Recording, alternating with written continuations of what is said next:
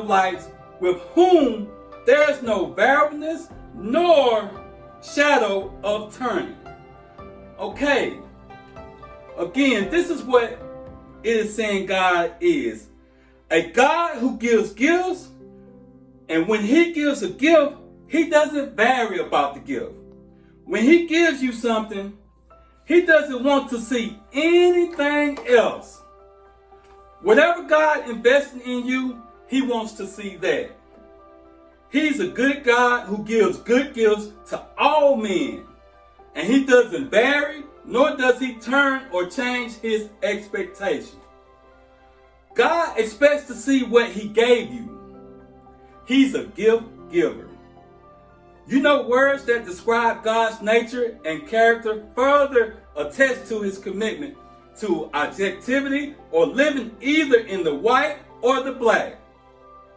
Words like faithfulness. And why does the word faithfulness always relate to God? It means God's going somewhere. Ain't no one going to stop it. That's my favorite. I'm on my way and ain't nothing going to stop. I'm faithful to what I decided to have. I'm faithful to what I decided to accomplish. I am faithful to what I decided to do, and most humans have not captured this character of God. Let me stop right there. I'm going to change gears for a minute. Now, when the messenger of misery visits you, what are you going to do? What will keep you in the game? There are things you think you would never need to know that you may only need to know one time in your life, but that may save your life because you have that knowledge. Unless you attempt to do something beyond that which you have already mastered, you will never grow. What is it that you looked at some point in time and decided you couldn't do it? That you talked yourself out of? When things don't work out for you, when things happen that you couldn't anticipate, what other reason you could think of that can keep you strong? I can think of 3 right now, and that's my kids. Turn your pain into greatness. Until you allow your pain to push you from where you are and to push you where you need to be, stop running from your pain and embrace your pain. Your pain is going to be part of your prize, a part of your product. I challenge you to push yourself. It's easy to be at the bottom.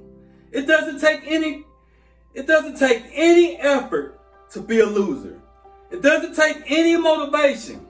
It doesn't take any drive in order to stay down there on a low level. But it calls on everything in you. You have to harness your will to say, I'm going to challenge myself. Love yourself, because you can't. How can you love anyone else? Have compassion for yourself, despite your human defects. You will never be perfect. The mistakes you have made are what has made you who you are today. Be upfront. Don't be quiet, and speak up for yourselves. If you don't take care of yourself, who's going to take care of you? Draw the line and say enough is enough. I can't grow from that. If someone is always saying negative things to you, don't tolerate that and terminate the relationship if it continues. Let me say this. The people that can hurt you the most are people that love you, because they're the ones that's sensitive or vulnerable to you. To go against the dominant thinking of your family, friends, and those people you associate with every day is the most difficult act of courage you could perform. When you start growing, when you start changing, the way you walk, talk, act, the way you respond to things, the way you use your time, when you start saying, no, I can't do that, and they say, why? Don't lie. Just say no. Or I have something I'm doing. I'm busy doing something I want to do. Or I don't want to do it. Tell the truth.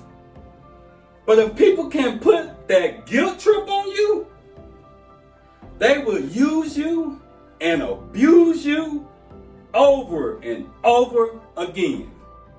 So draw the line.